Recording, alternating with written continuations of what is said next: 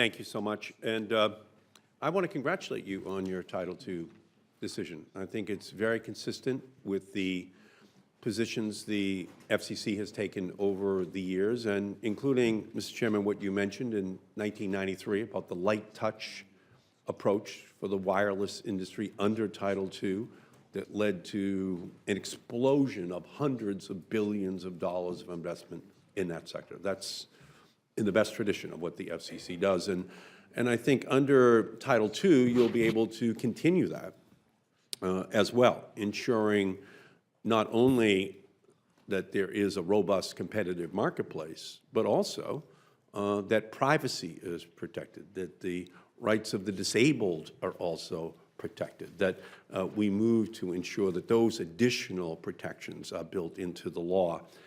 And I have a letter, Mr. Chairman, from 140 advocacy groups and companies who support the Title II decision of the FCC, and I would like, by unanimous consent, to have this included. Without objection. I thank you, Mr. Chairman. So I would like, if you could, just to talk a little bit more about Title II and how, in fact, it was rate regulation that made it possible for there to be a universal phone system across the country, and without it and the subsidies that flew within that system, that we could not have had universal service, but that the opposite here is the goal of the FCC in terms of your intention to use the 1993 wireless precedent as the approach which you think is wisest. Can you expand upon that again, Mr. Wheeler? Thank you, Senator. Well, I think there's actually two approaches, two historical approaches here. The first is the Internet wouldn't have existed if the FCC hadn't required that telephone companies controlled who was able to attach equipment to the phone network.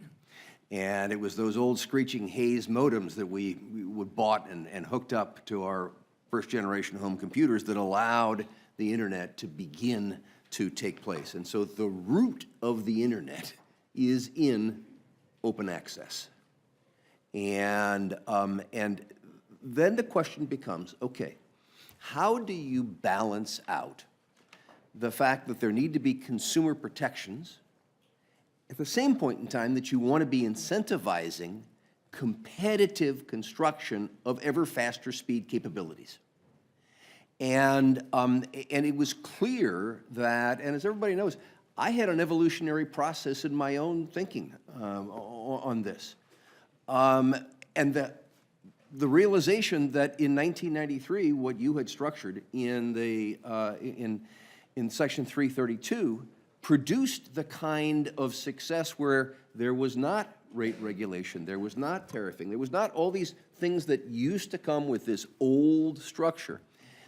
And the most important thing there, Senator, I think is the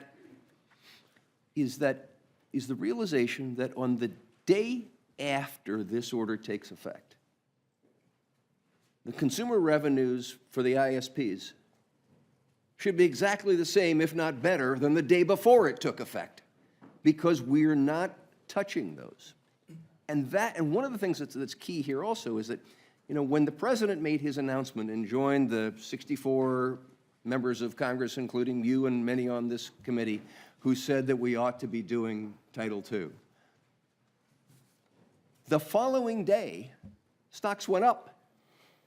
And so if the concern was that there is a negative impact of this kind of light touch regulation that allows rates to be set by the market, not by government officials, there was a concern that that was going to have an impact on capital formation. It certainly has been disproved, and disproved again after we made our decision.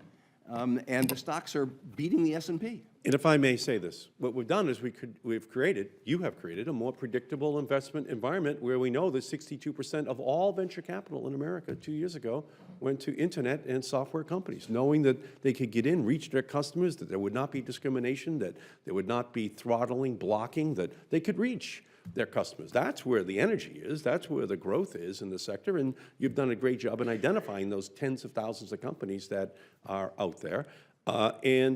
Similarly, I just want to say here that the Internet Tax Freedom Act originally passes, in 1998. It prohibits states or local governments from taxing Internet access, electronic commerce.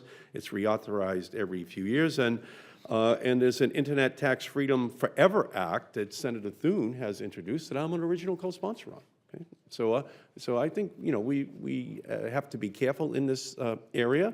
And I would just say to you, Commissioner Rosenworcel, that you've done a fantastic job. The whole commission has in focusing on the E-rate. As we pass new trade bills, as we speed up the pace of change in our economy, we have to make sure that we speed up the pace at which young kids get the skill set they need for the new jobs in our country. So if you're talking about TTIP or TTP and you want to speed up the pace of change, you have to speed up the pace of change for kids. And by raising the E-rate from $2.4 billion to $3.9 billion per year, you're going to close that homework gap. You're going to make sure that the kids in the poorest cities and towns, poorest homes, get access to the skill sets they're going to need to compete with the smartest kids in the world. And I congratulate you for that, because it's a vision of what America has to be in this global economy.